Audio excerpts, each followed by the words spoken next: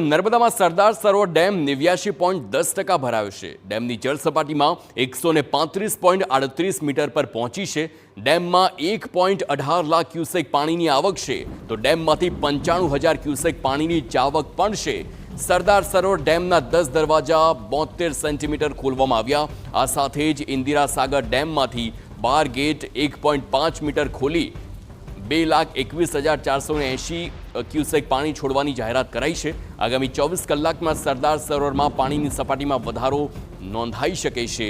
આપને જણાવી દઈએ, 138.68 મીટર જે મહત્તમ સપાટી છે તેને સતત દિવસે દિવસે પાણી નજીક પહોંચી રહ્યું છે, એટલે કે મહત્તમ સપાટીની હવે બસ ગણતરીનું જ પાણી છે કે જે હવે ભરાય તેવી શક્યતા। અને જ્યારે નર્મદામાં પાણી સરદાર સરોવરમાં ભરાય છે તો ચોક્કસથી એ નીરની વધામણા તેને કરવામાં આવતો હોય છે, કારણ કે નર્મદા સરદાર સરોવર ડેમ તે જીવાદોરી સમાન આખા ગુજરાતનું છે અને તેની પર સૌ કોઈની નજર રહેતી હોય છે।